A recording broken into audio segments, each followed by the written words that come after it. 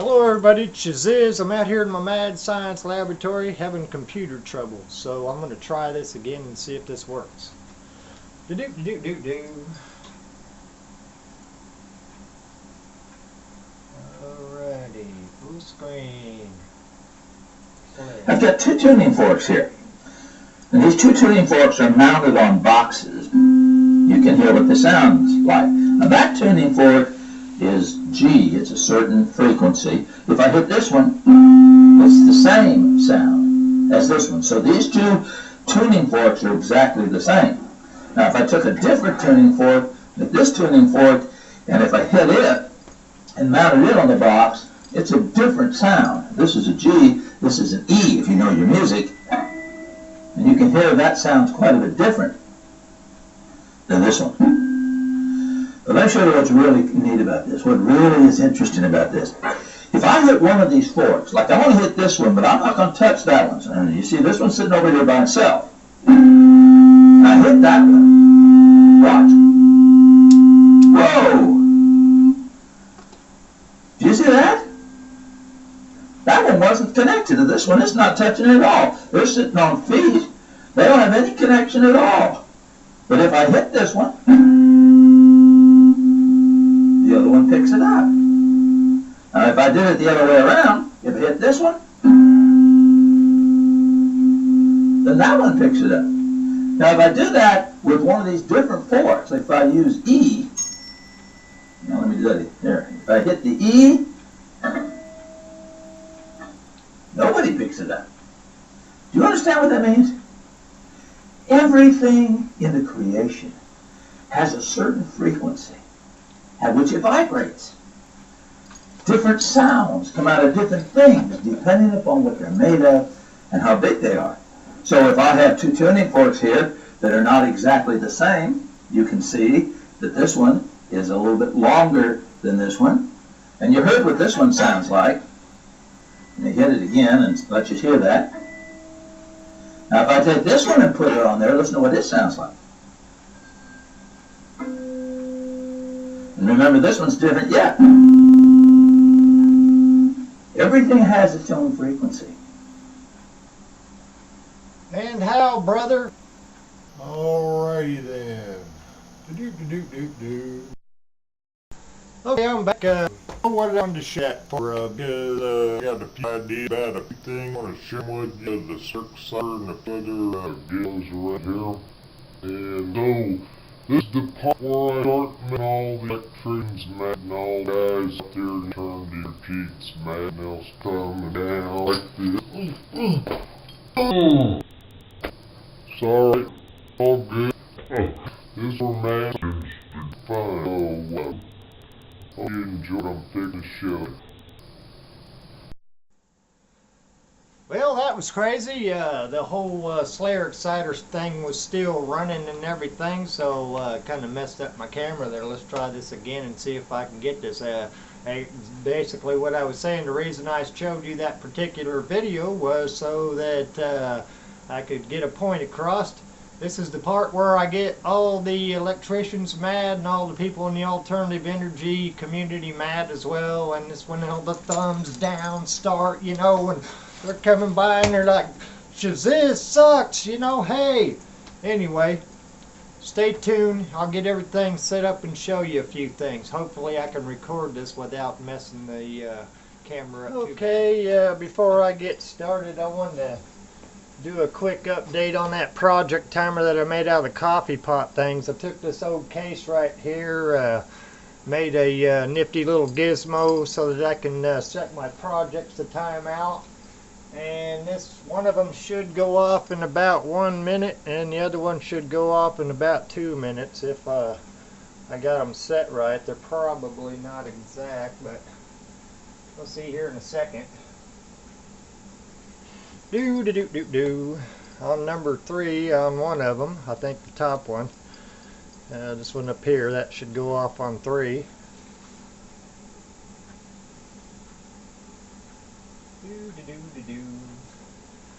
Come on, any day now, change over to 3. They say a watch pot never boils. Alrighty then. Well, ain't 3 yet. Okay, there's 3. So I top one off on 3. I turn it off.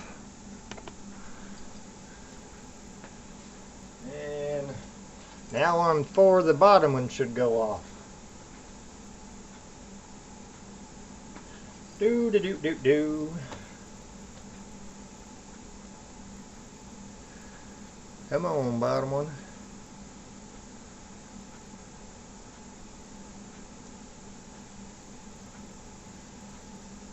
Any day now. Watch I walk away from it, then it'll go. Ah.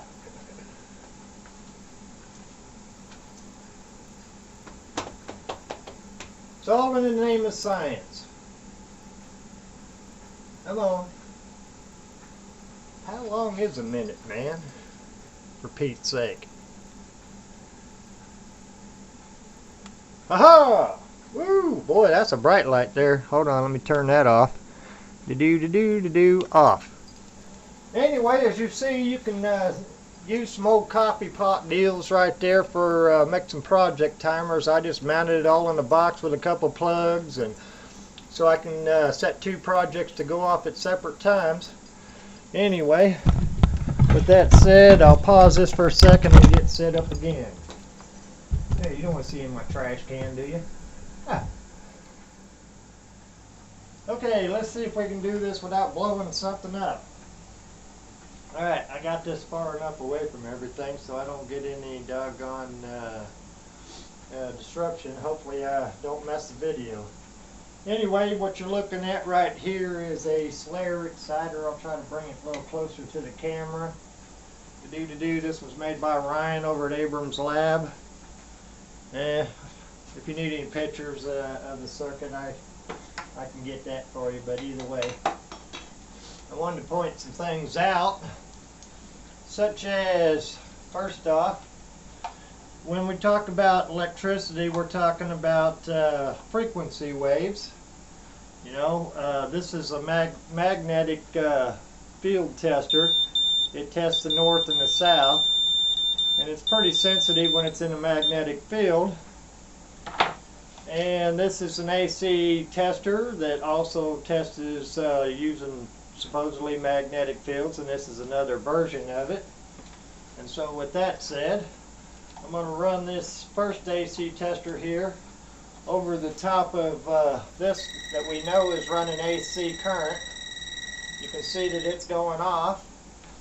And now is where I hope I don't mess the video up. Before I do that, let me run this tester over here.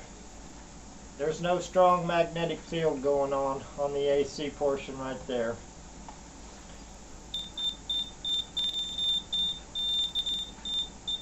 That should have lit up. Alright, now I'm going to turn the Slayer exciter on and hopefully it doesn't jack with the camera again.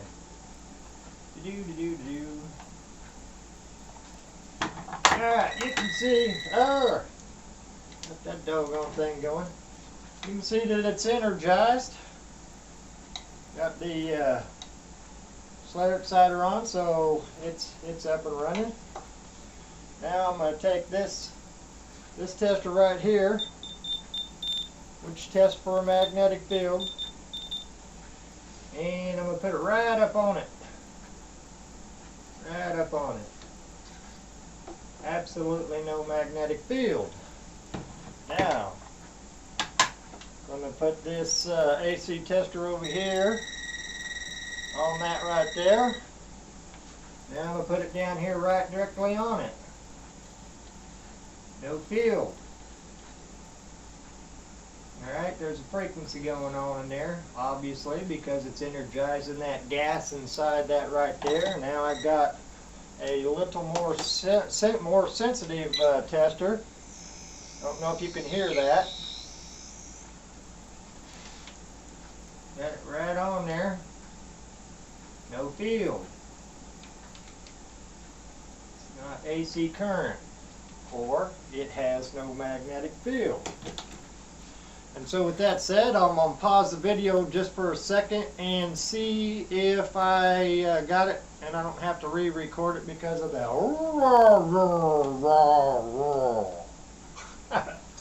Alright, well, be right back.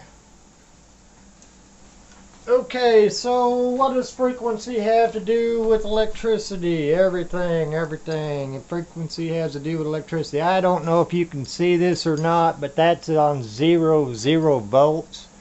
Absolutely no voltage going on there. And I'm going to take this 9-volt battery and I'm going to hook it to the positive and negative side. I've got a little capacitor right here, which is run into a couple little coils, which is run into a germanium diode. They're all in series with each other. And so I'm going to take this right here, charge this system up a hair. Nice nifty little blinking flashing lights.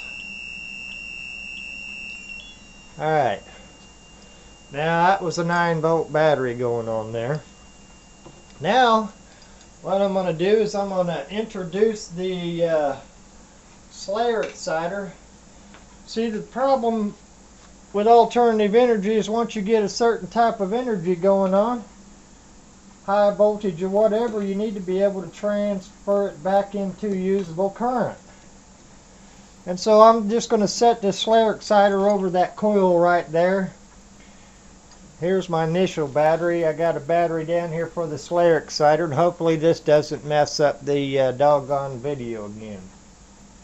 But anyway, there's a germanium diode right here. You can't see it. It's off of an old circuit that I had, but it's down there, and it's all dusty too. But there's a germanium diode, and it's actually running in between a couple coils. And so what I'm going to do is take the energy off of the Slayer exciter, turn it back into usable current, and you should see this voltage begin to rise. Looks like it's already started rising, and I haven't even hooked it up. It's at 0.2. Alright, and this is in the volt range, so I'm going to go ahead and turn this thing on. Hopefully it don't mess with the camera.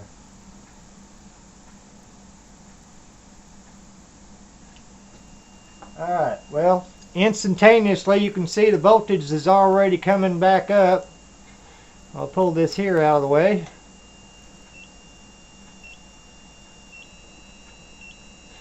Hopefully the doggone camera's not messing up right now. But underneath that Slayer exciter right there, underneath the primary, it's just sitting on top of that coil of wire, which like I said, there's a germanium diode in the cycle there, and it's charging this capacitor right here. So I'm up to 2.74 volts, and keep in mind the Slayer exciter is running off of a 9-volt battery at this point in time, so there's really not a whole lot of impressive energy transfer going on right now. But the fact is, it is changing the energy that comes off of the Slayer exciter into usable current on the other side. So with that said, you can take any frequency and you can get that frequency to store energy into any form you want. Whether it be AC or DC current, you can get it to you can get it back to usable current using inverters or whatever. But right now all I have is a germanium diode, couple coils, and it's charging that little blue capacitor you see right there. There's no battery connected to that at all. The only battery is the one that's running the Slayer exciter, which is right down in there. But you can see that my circuit right here, that normally takes about a 9-volt battery to run the entire circuit, is going. And so I've taken a frequency off of the Slayer exciter, run it down through some coils, through a germanium diode, and was able to charge the capacitor to get usable current back on there. In my book, that's significant because when we're talking about frequencies, we're talking about using electricity in a totally different fashion than we're accustomed to right now. sending a frequency wave over to another side wirelessly, and then being able to change any frequency, no matter what range it is, back into usable current is what I'm suggesting here. So whether that makes me crazy or not, then it'll just have to be so. Now, you see where it's at right now. I'm going to go ahead and take the flare exciter out of the equation. And you notice that instantaneously it goes down. That germanium diode could actually be picking up some other frequencies out there. So we had the capability of literally tapping into any frequency range, all the way from the hertz all the way up to the kilohertz range and higher, gigahertz, whatever. We had the capability to literally tap into any frequency range and turn it back into usable current.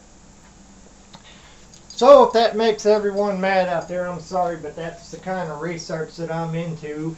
I initially was going to do this plasma reactor over here